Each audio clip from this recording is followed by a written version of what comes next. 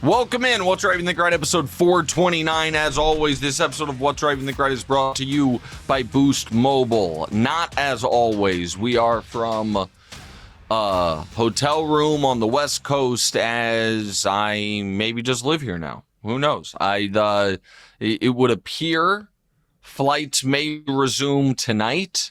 I'm not certain of it. It could have been worse.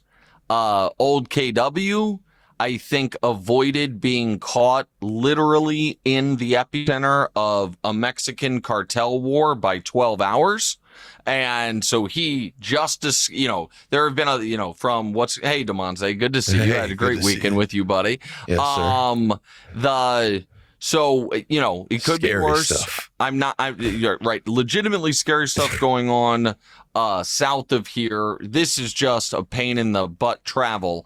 And so I do think I'll be back in our regular studio for TV and the regular studio for the podcast by tomorrow, maybe by Thursday. I would be surprised if not. And if it's Friday and I'm still here, I just might move here.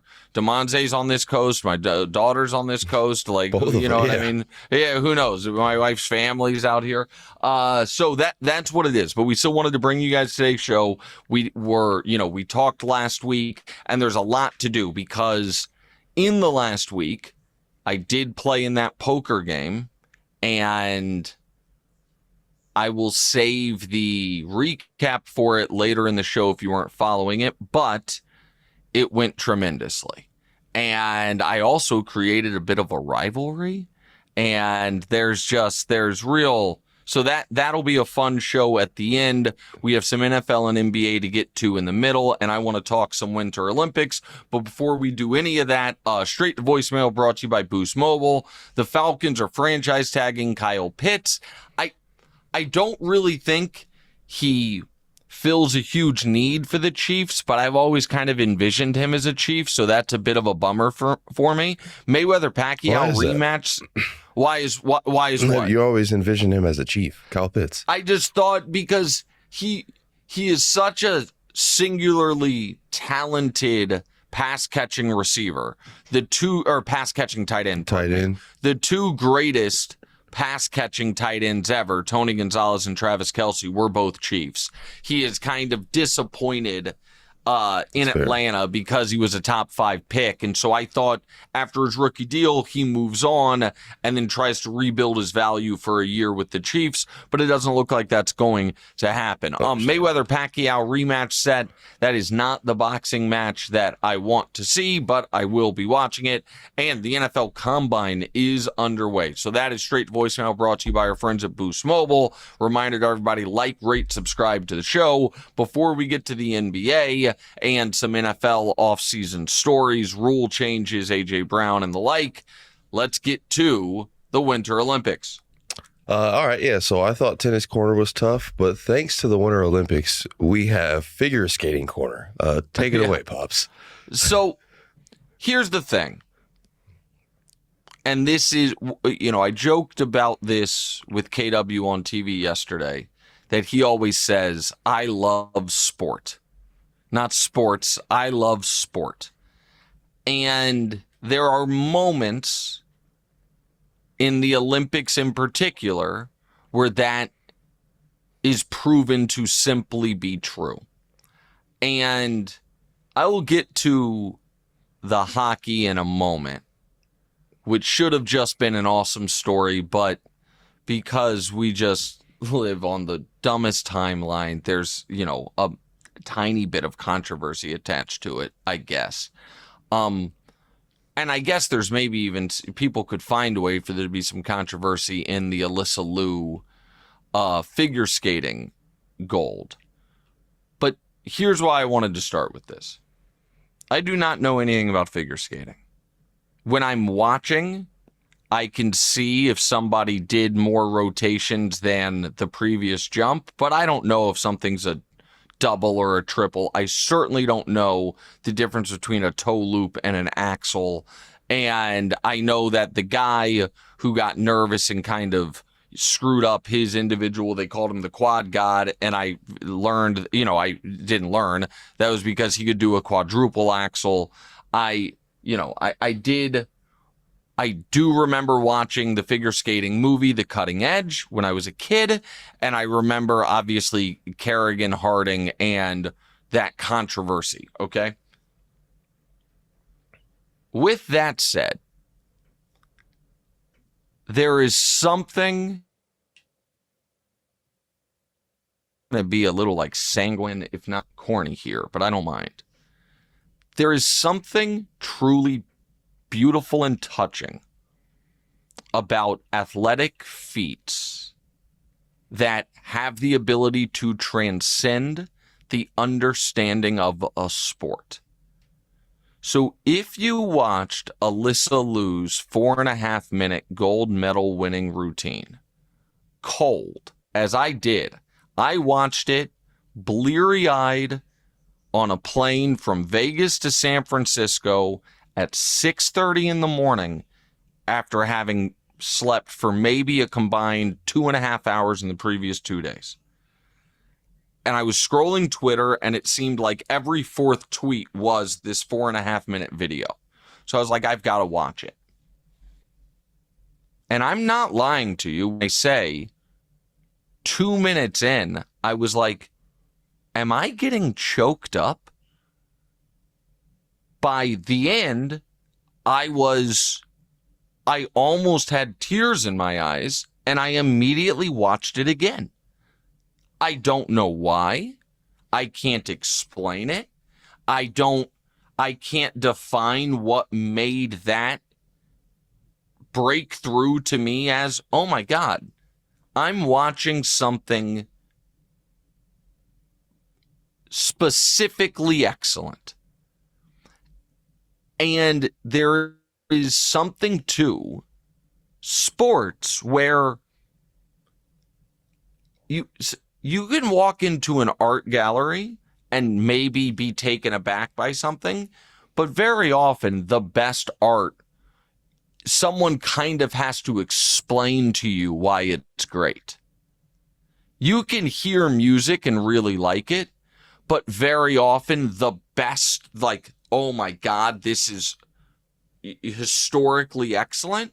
Someone who's an expert has to explain why this was, why this composition or whatever was so difficult or so important.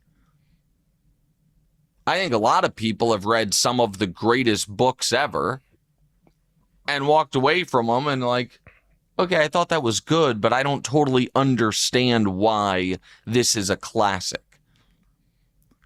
There is something about feats of athletic brilliance that the human brain just intuitively recognizes as great. And I watched that young lady do that 4.5 minute routine, and it was literally breathtaking. And then afterwards, you read about her story and about how, she was quite literally born to do this.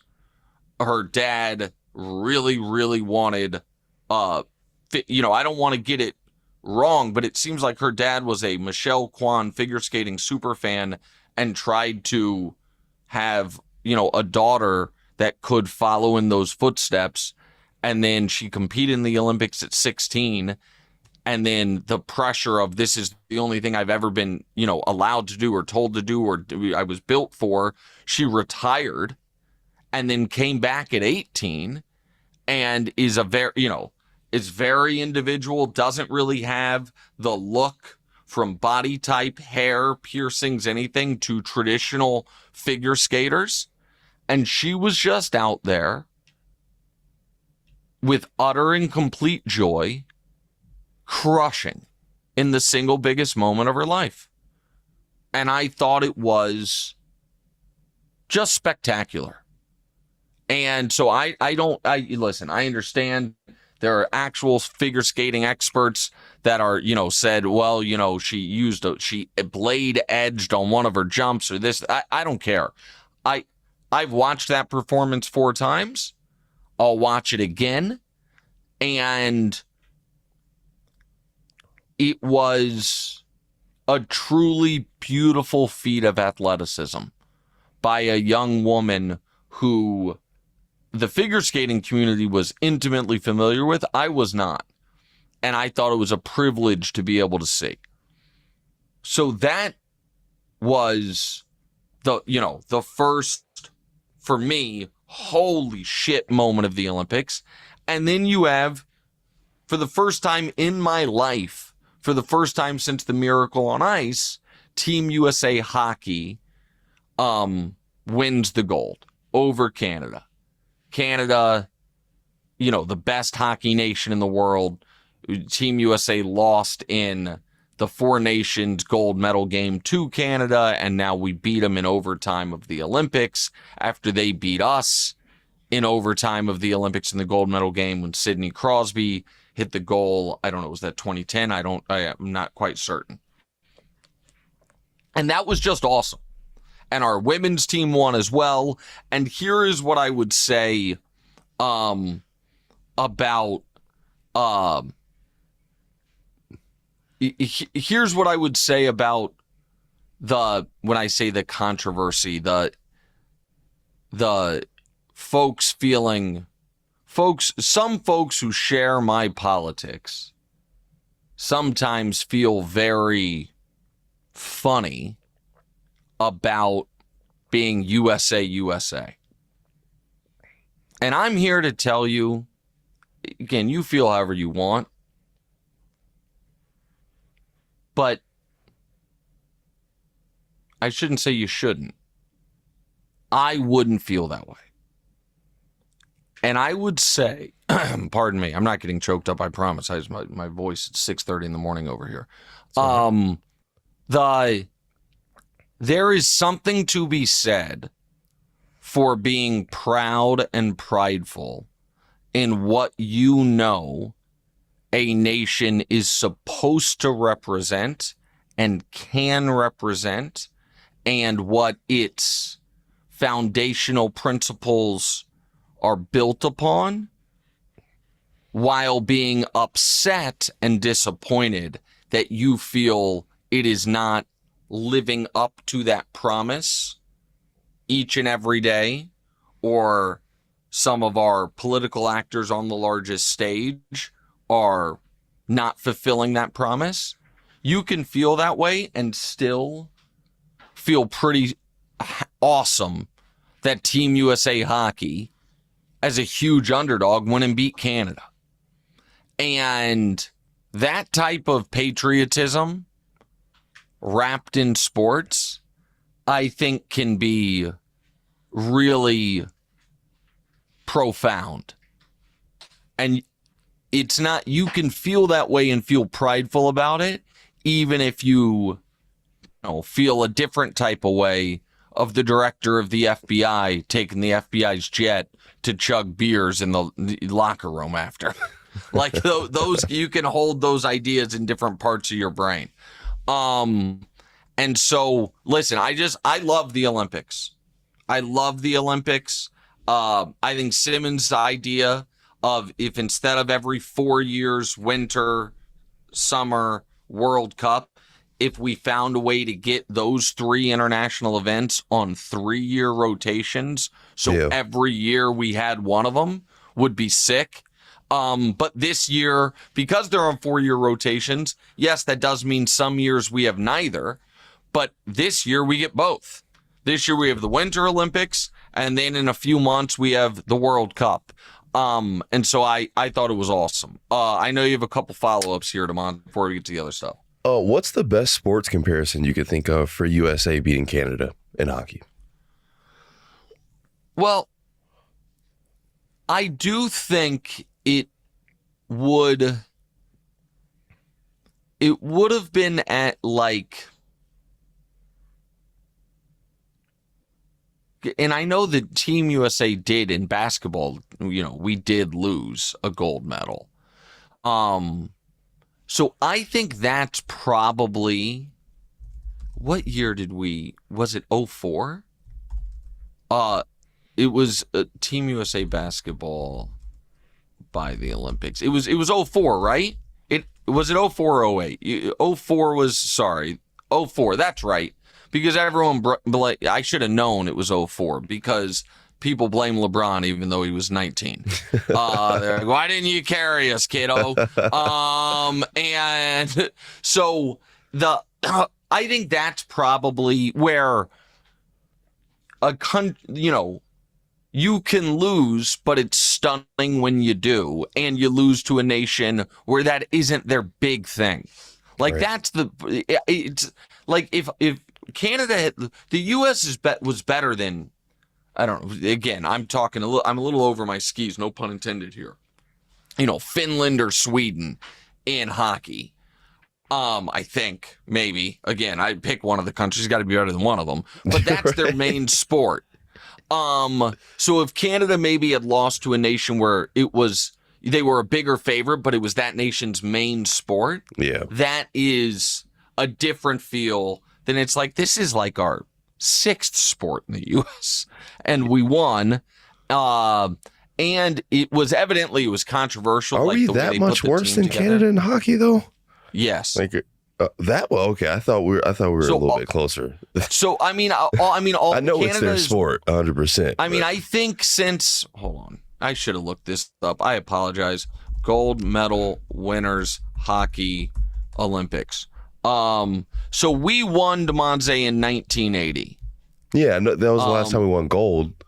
Well, I mean, so no, but I'm just saying since then, this is who's won is in 84 it was the Soviets, in 88 the Soviets, in makes a lot of sense. 92 I guess the Soviets, the unified team, 94 Sweden, 98 Czech Republic, 02 Canada, 06 Sweden, 2010 Canada, 2014 Canada, 18 Russia, 22 Finland. Canada has 9 golds. Denominator. Yeah, Canada's got 9 golds and 5 silvers. The U.S. has 3 golds and 8 silvers. So just historically, and it's their biggest sport by a mile. Right. And so that's what it is. And then this is a great question about Hellebuck, which I had not thought about. You think it's going to be weird for Hellebuck going back to Winnipeg? So I can't believe I didn't think of this yesterday when we were talking about it on the show, that he plays for a Canadian hockey team. Yeah. Now it is, so again, I am very honest with you guys when I parachute into a sport. Like, I am not a hockey guy. I'm not pretending. We went and did the Daytona 500 10 days ago. I take my job very seriously. I prep really hard. I really care and I want to learn, but I'm not going to pretend. If I pretended like I was an expert on everything, then the things I actually am an expert on, I think you guys wouldn't take me seriously on. And hockey is just not my thing. But I can research and I can read. I had no idea that Hellebuck, that Team USA just had the best goalie in the world. That 3 times he's won the Vezina Trophy, which is goalie of the year in hockey. And last year, DeMonze in the NHL, he just flat won league MVP, which I think is relatively rare for a goalie to win. You know what I mean? And so, but the Winnipeg Jets are not very good. He hasn't really had playoff success. He hasn't won a Stanley Cup. And so for him, MVP of the Olympics. Yeah, and for him to stop 41 of, you didn't have to be a hockey expert to know that guy was kicking ass in that gold medal game. And I thought it was like 41 to 42 shots. No, it was 41 to 42. I believe. And the other cool thing, so there were brothers, DeMonze, on the U.S. men's Olympic team. Their mom, I believe, won gold for the women's team years ago. One brother scored an overtime game winner in the quarterfinal, and the other brother scored the overtime game winner in the final. That's sick. That's sick. That's really sick. That's really like so there's just cool Olympic stories like that. And then also, and I know this lady is maybe like politically controversial for some, Eileen Gu, the skier, because she's an American with Chinese heritage who skied for China.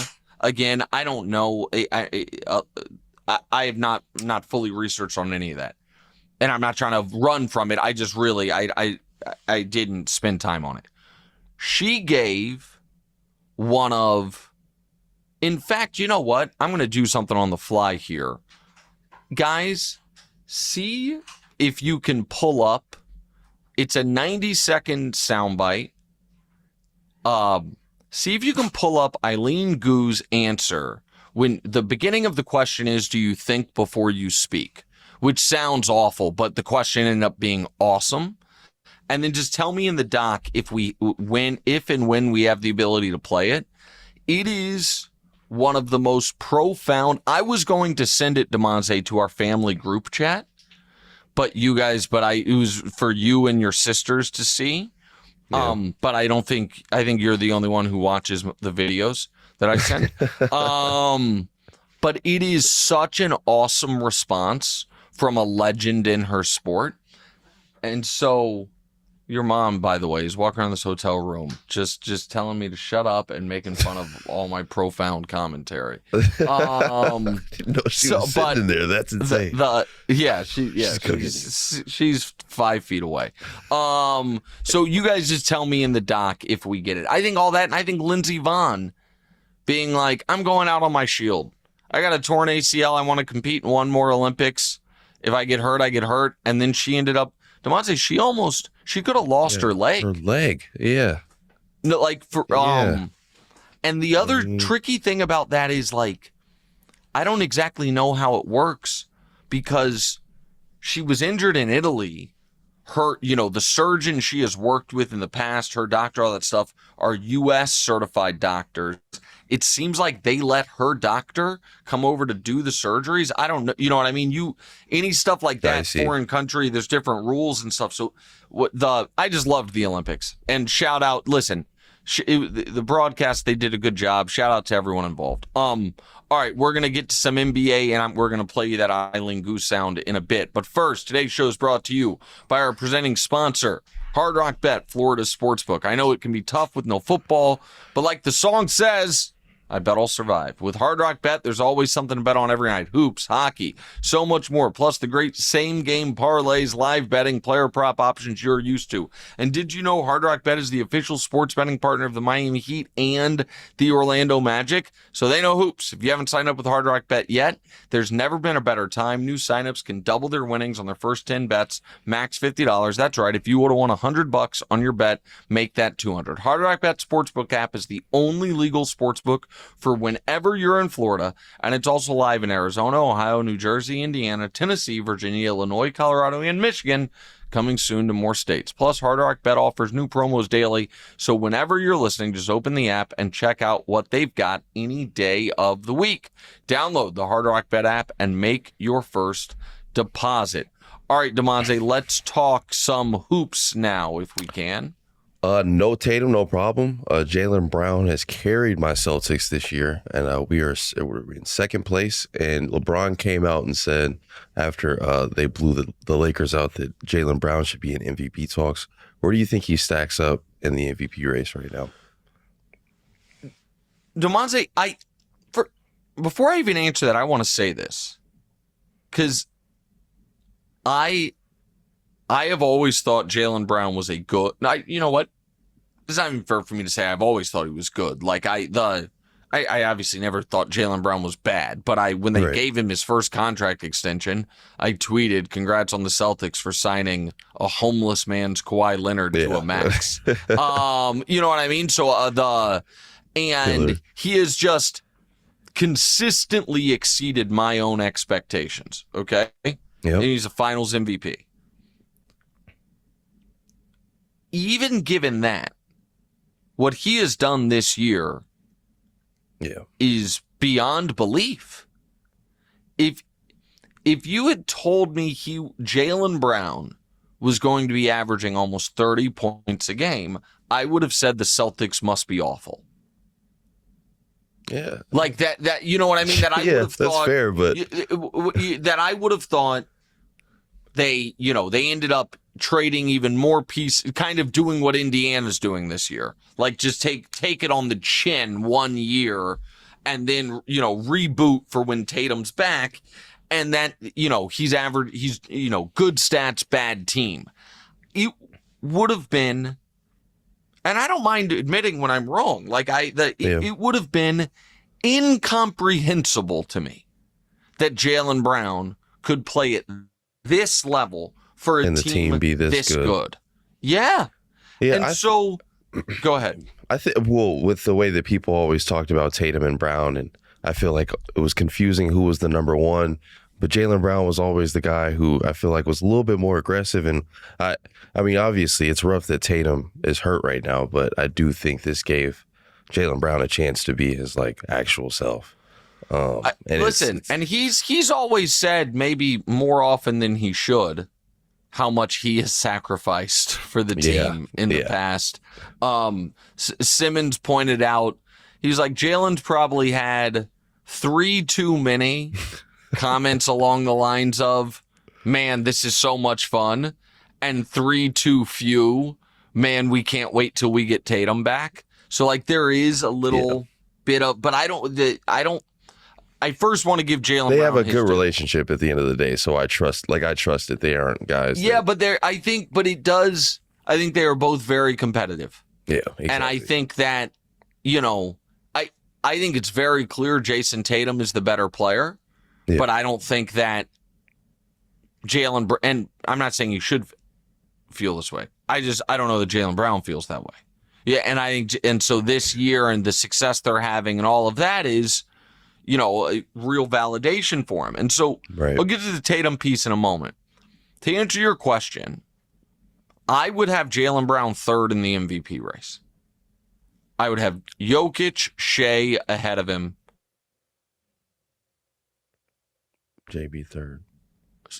And I would have Jaylen Brown third, and then I would have Cade 4, Wemby 5, or Wemby 5, Cade 4. They played last night. One game doesn't flip it, but maybe. And my guy Luka on the outside looking in at 6. But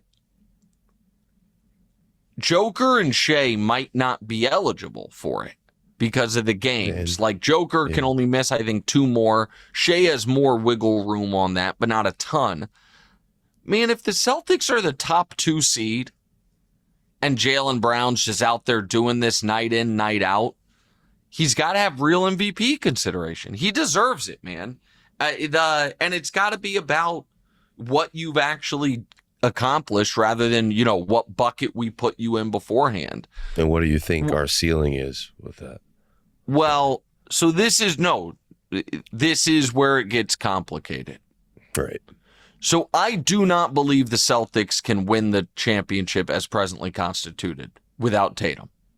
Okay? But I also feel sick for Tatum. Because it feels like... Yeah. How do I get back in? And let's just walk down the different paths, right? The safest thing for Tatum is wait till next year. Yeah. That probably avoids the most criticism. Torres Achilles in the playoffs, I don't think... But there would still be some level of, oh, man... If he could have just come back for the playoffs, could we have won the title, right? It also does, waiting till next year, open up the tiny possibility, and I don't even know what you do with this if this happens, that they win the title. Without it. Which, listen, I am not speaking for Jayson Tatum. I am speaking for human beings. People can want people they love to succeed without them, without necessarily wanting them to get the ultimate greatest success imaginable without them.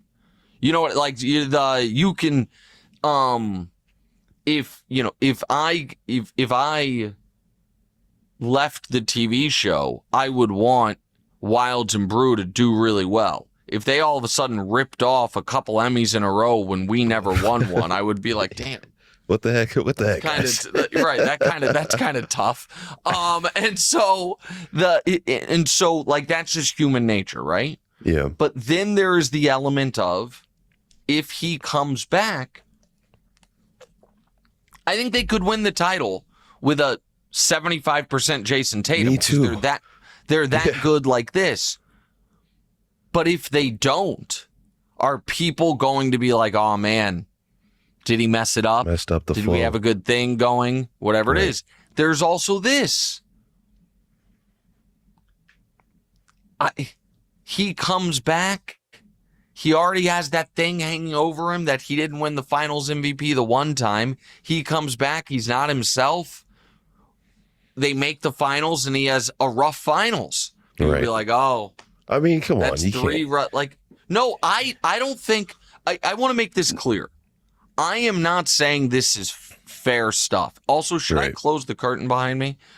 Tell me in my ear, guys, if I should.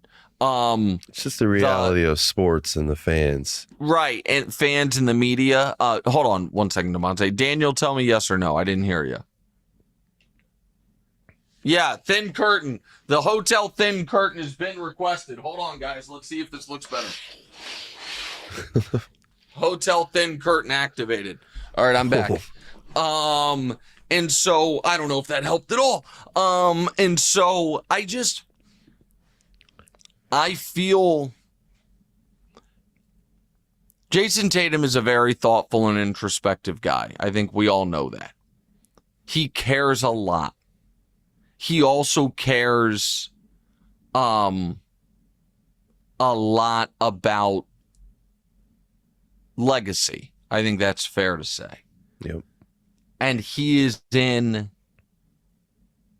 his success in this rehab has put him in an impossible position.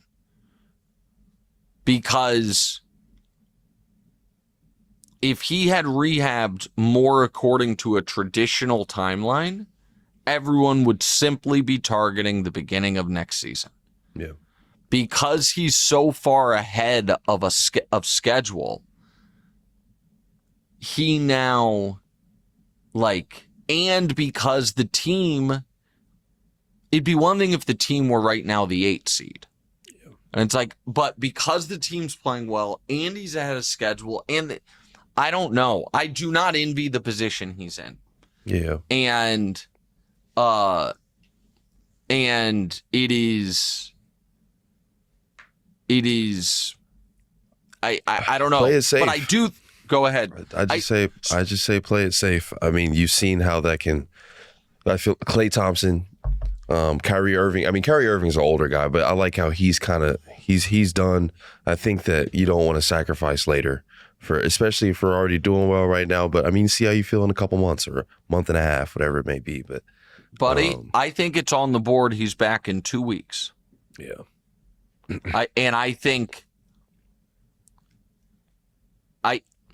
I think he either comes back in March or not at all. That's my guess.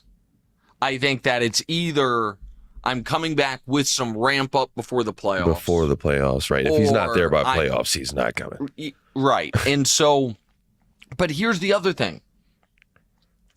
I do think you guys can win the title if he comes back. Yeah. It's a lot of, and I don't think you need Tatum at peak Tatum. You know what? I think that that your guys 75, coaching 80% and math range, edge, like you said. is enough if you just drop him in. All right, before we get to Spurs, Pistons, and some LeBron stuff, we got a lot to do. The show's going longer than I thought today, and all my poker stuff. I want everyone to listen to this Eileen Gu.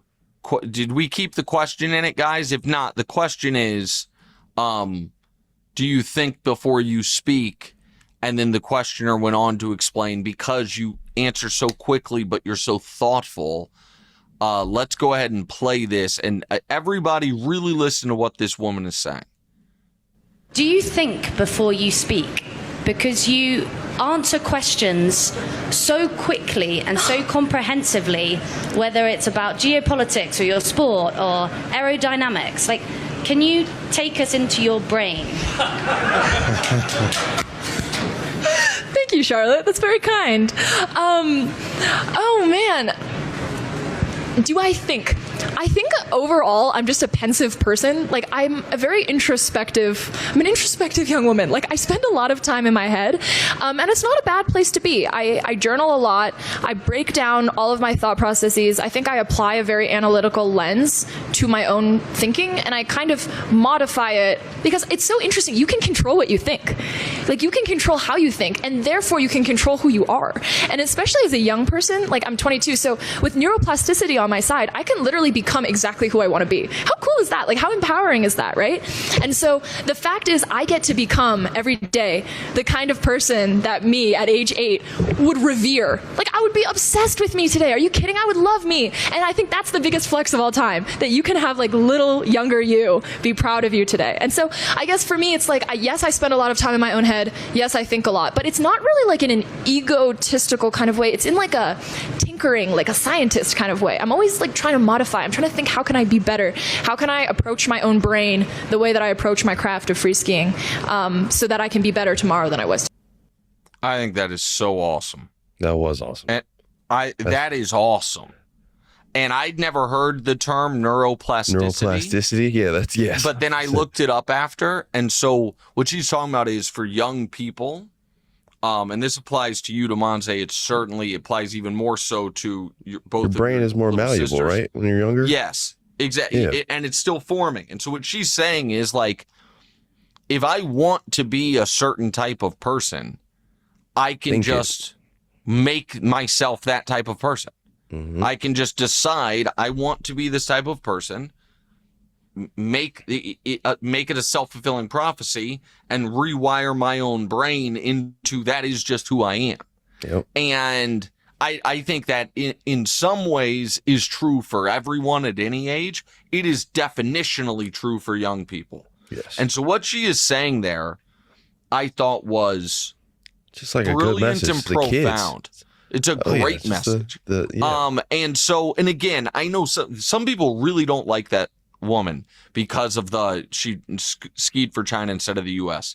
Again, this is not me trying to like avoid criticism of China. This is purely something where I am gonna say I have done as much research on that topic as I've done on hella skiing, and which is to say none. I know, and so you call me ignorant for it, it's fine. I'm just talking about that message right there. I know it was awesome. And the other thing she said that this is where I'll show my ego a bit, that I really took to heart, but I think is a really cool idea for people to consider as they make life choices or as they hit a fork in the road, is, am I making the decisions and living the life or on the path to being the type of person that young me would admire? Like, I think that's a really, like, when she said young me, 8-year-old me would be obsessed with me right now. I think it's because 8-year-old her was wanted to be the greatest skier in the world. She is the greatest skier in the world. She's like, I would be my own superhero. And so I just think that was awesome. And that lady's question was great. And she's right. It was like, that was a very extemporaneous, thoughtful, bang, bang, bang. And so I don't know. These athletes parachute in metaphorically to our lives every 4 years if you're not a diehard of the sport. And I just think it's phenomenal. All right, fellas, let's be real. Buying men's jewelry used to be a nightmare. It was low-quality junk, snapped after a week, or it could be insanely overpriced with ridiculous markups. That's why I like to rock with GLD. They've changed the game. You get quality jewelry that's built to last without breaking the bank. And unlike a lot of other companies, GLD only uses real gold. Every single stone is meticulously hand set. Plus, their proprietary production process makes sure you're getting the highest quality jewelry. You can literally see and feel the difference. And listen, don't just take my word for it.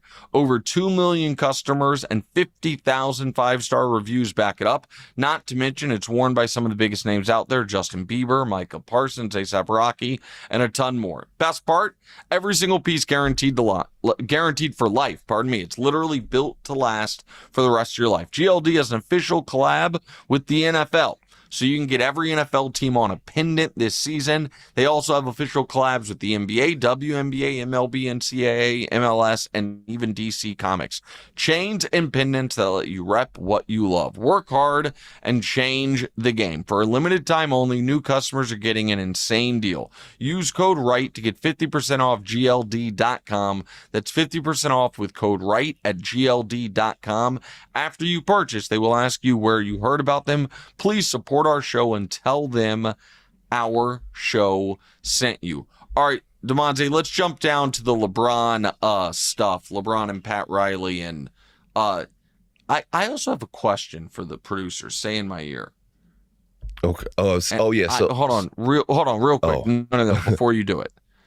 Because in our rundown, and I swear I'm not trying to put anyone on blast. I'm trying to see if this was intentional, because I like that. If this was intentional, I'm envious of it. And if it was an accident, I'm stealing it. Because the word written is hypotheticals, which is either a mistype or it's a word that should exist. Like, because I thought, like, the... hypothetical. They just laughed and said it's a typo. I thought it was like hypothetical theatricals. Theatrical hypotheticals is what it was. And I thought we were going to create a new bit. Honestly, that's what a new segment, hypotheticals. All right.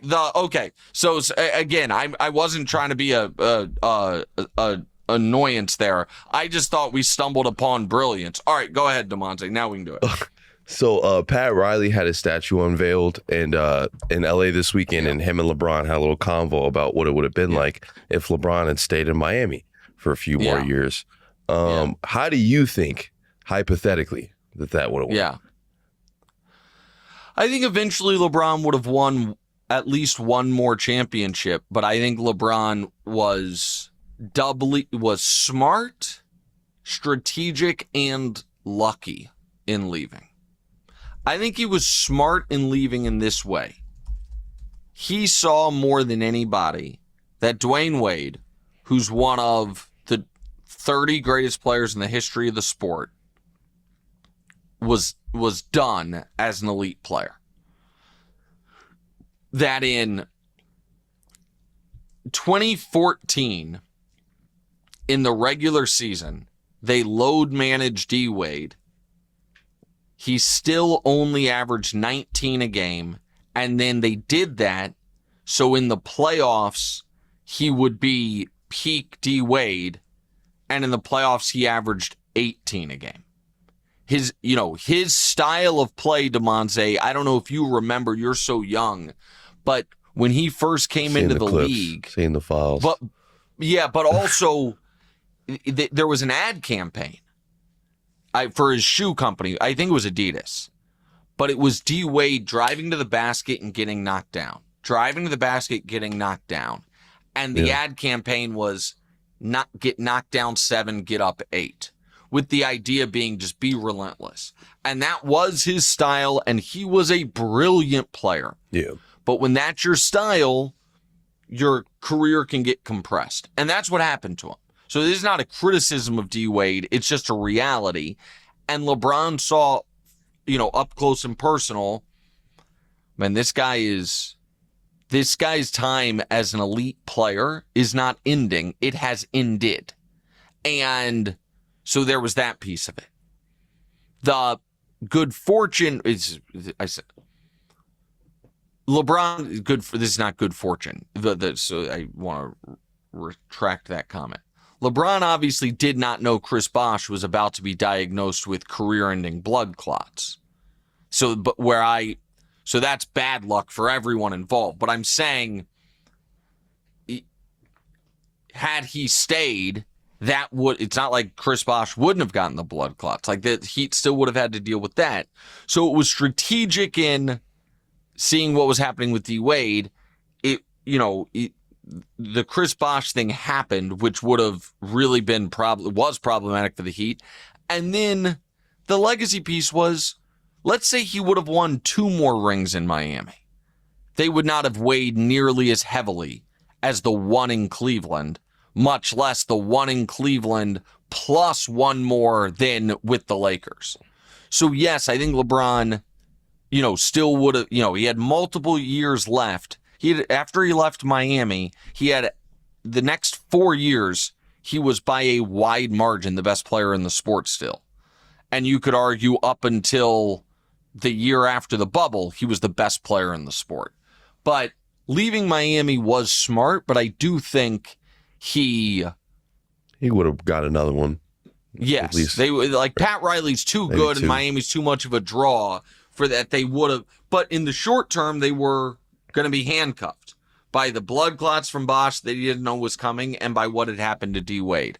Let's talk about LeBron's current team for a moment here before we get to some NFL stuff. The Lakers are the 5 seed and 2 games out of the play-in. It's tight over there in the West. But you don't seem too confident in the Luka LeBron-led team. What are the Lakers' what is the Lakers' ceiling this season? Absolute, everything breaks perfect ceiling is the conference finals. Realistic ceiling is win a round and lose in round 2. This is tough, man. Well, and this is where the Lakers should be really concerned, okay? So they're off, they're I think 7-11. Well, I had this, you know what? I didn't say I think. I can just tell you exactly what they are because Josh, our great stats guy, sent it to me yesterday. Sorry, I have to go through 50 flight emails before I can find. Here it is. So the Lakers this year against teams 1 through 10 in the West. So the other West playoff or play-in teams are 9-13, being outscored by 7 points per game. Not good.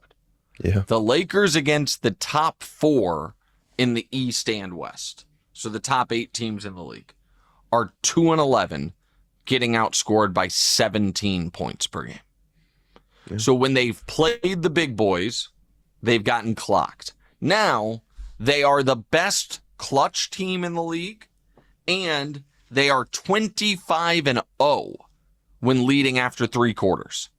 Which has been a trademark of LeBron's last year in Cleveland. That Cavs team, I believe, was playoffs and regular season. I believe 54-0 when leading after 3 quarters. LeBron had a Lakers team that was like, I think with AD when they won the championship, they were like 44-1 when leading after 3 quarters. Like that's.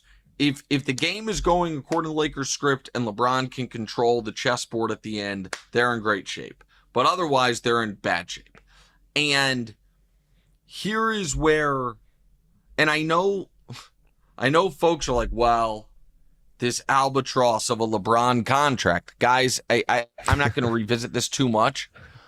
If LeBron had opted out this offseason and walked away, and taken his $54 million salary off the books, the Lakers would have opened up $0 of cap space. Okay? So, like, I've explained that multiple times. It is just the facts. People don't want to accept it. That's fine. And you also have to contend with the fact that LeBron is not the problem with the Lakers. He's either the second or third best player on the team. And if you're the Lakers, DeMonte, and LeBron leaves, here's my question. because the Lakers pending free agents, because it's not just Bron, it's also arguably their fourth best player, Rui. They obviously have to re-sign Austin Reeves. And their other free agents are Kleba, who cares, Luke Kennard, and Jackson Hayes, with player options for Marcus Smart, DeAndre Ayton, and Austin Reeves, who they're going to re-sign. Okay. If LeBron walks away, DeMonze, how many championship-level starters do the Lakers have on the roster? Well, I mean, Luka hasn't been. No, but not. No. But like guys, you could be like, they're okay, 100%. They could be a starter on a championship. Luka Doncic and Austin. And also, yeah, AR too. Austin. Yeah, it's fair. 2-3 guy. That's it though. You got to find 3 starters. You got to build a whole roster, and you had Luka before last year's trade deadline. You stood pat. This offseason, you punted. This trade deadline, you punted. And I look at the West, DeMonze, and I'm like, so how are the Lakers, forget this year, next year, going to be better than Oklahoma City? How are the Lakers next year going to be better than San Antonio? How are the Lakers going to be better than Denver? How?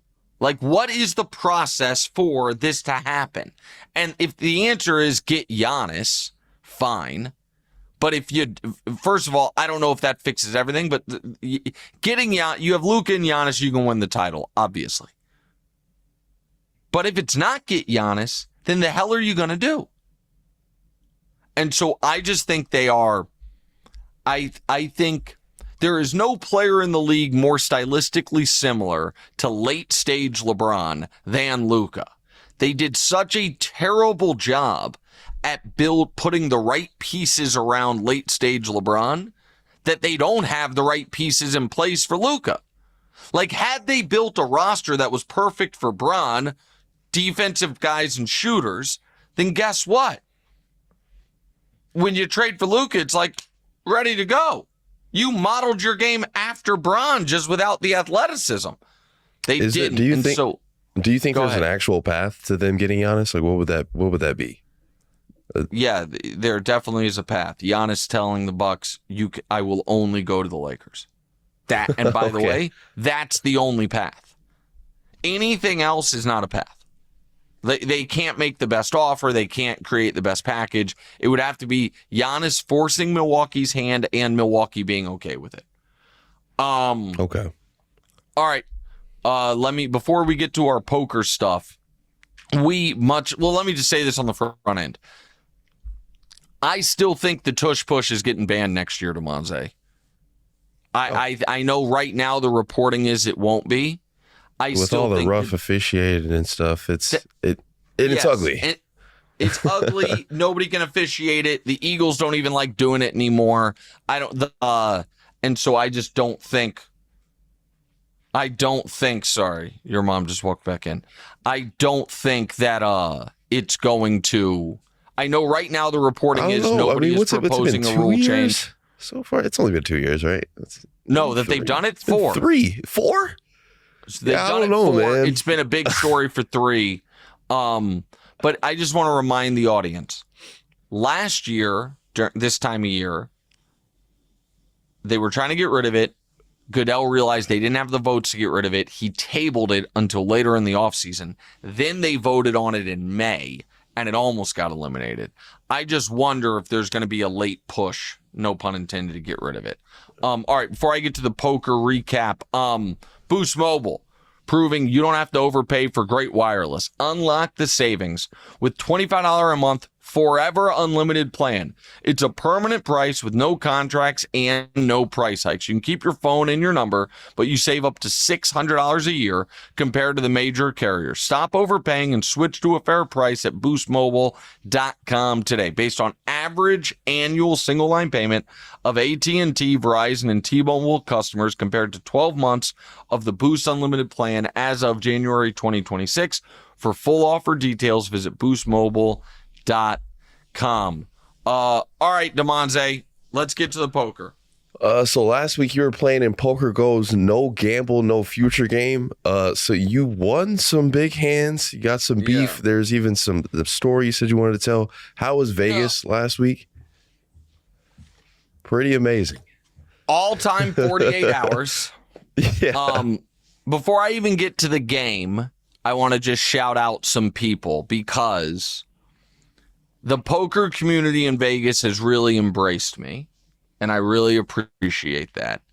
And so in it, I'll get to the no gamble, no future streamed game that you guys hopefully watched on this channel. But then after that, I would like to shout out Crazy Mike for allowing me, maybe foolishly on my behalf, more than 3, less than 11 McAllens into the night to briefly join his 400-800 mixed game at Resorts World, where I look to my left, I'm like, that's Chino Ream, that's Jesse Lonis, that's Angry John Minette. You know what? I probably shouldn't be sitting in this game, and I left, but they let me sit there briefly. Shout out to them.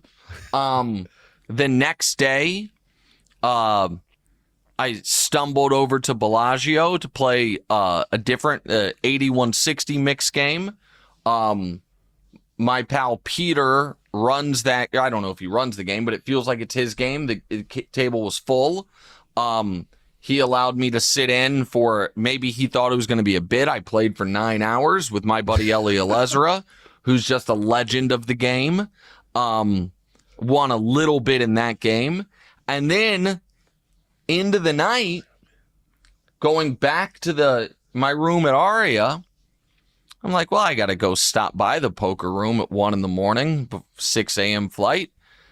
And I see my buddy MJ running his 25-50 no limit game.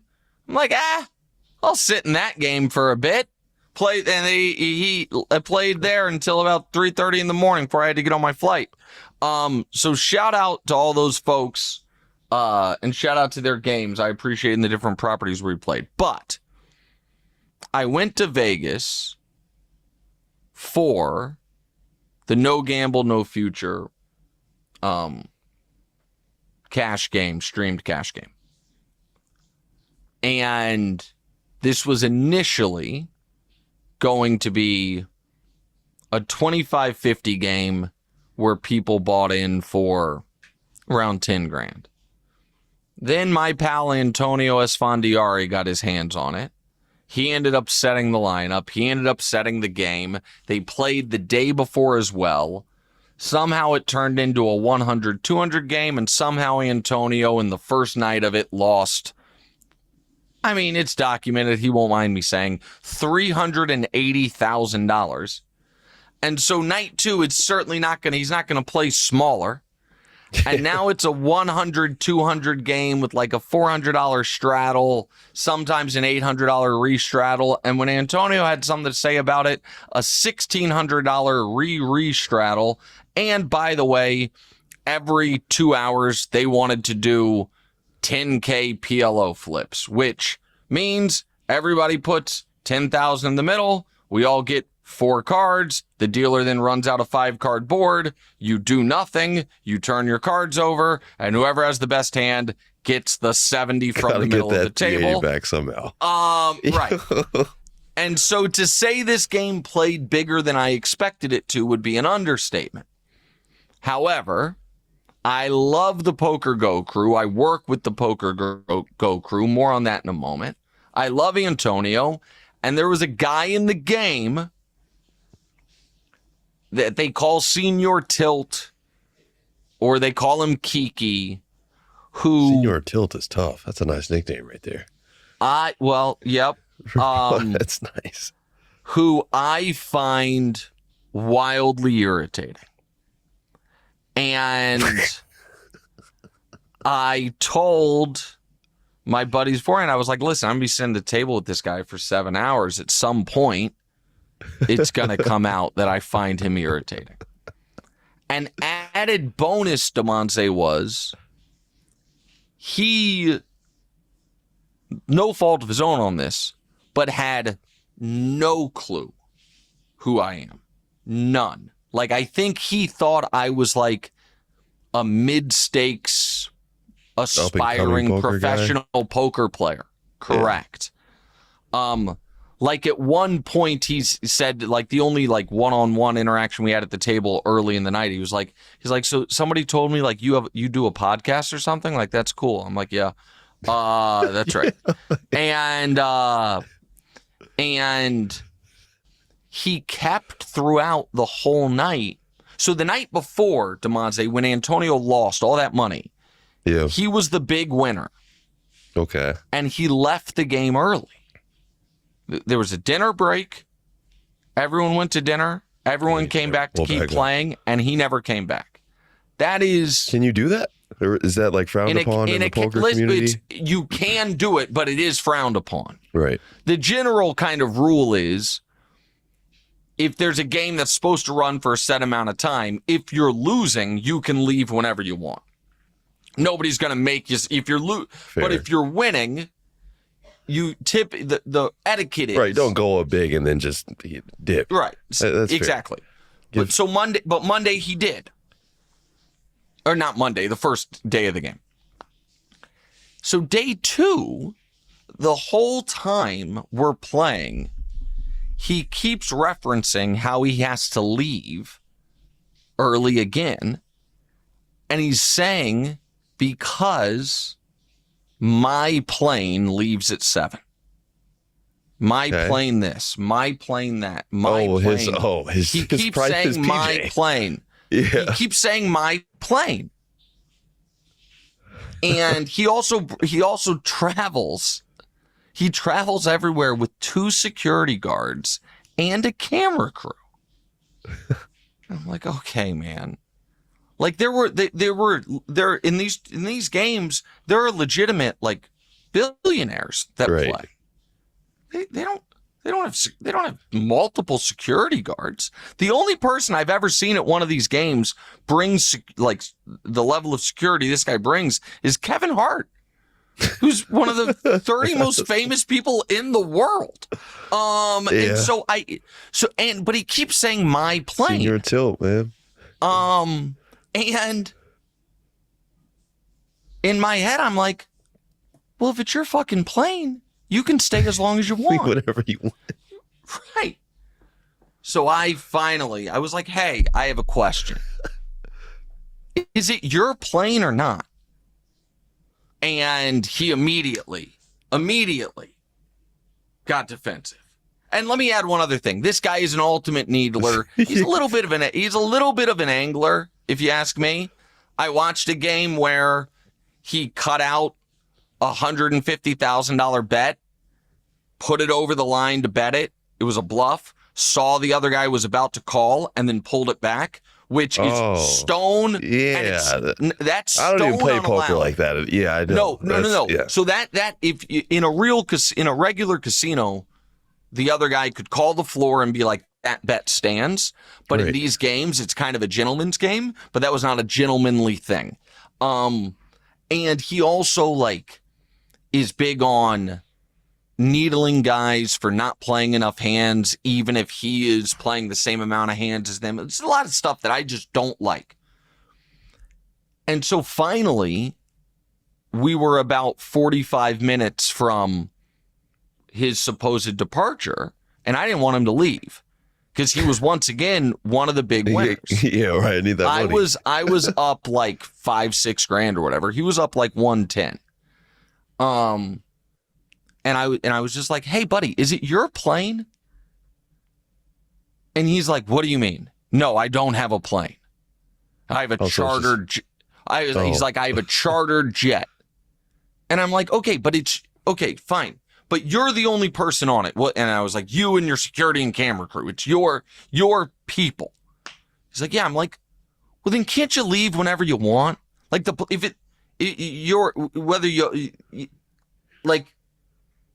it's not going to leave without you. Keep saying your plane. And he's like, no, well, then I need a new departure slot and a new landing slot. And then he's like, oh, sounds like Wright is in the market for a plane, boys. Let's tell him how it works. And I'm like, no, I'm not saying that. Dude, I was like, what I am saying is, dude, I'll send you the video. I mean, people can watch it on our YouTube page. I mean, I did instigate it.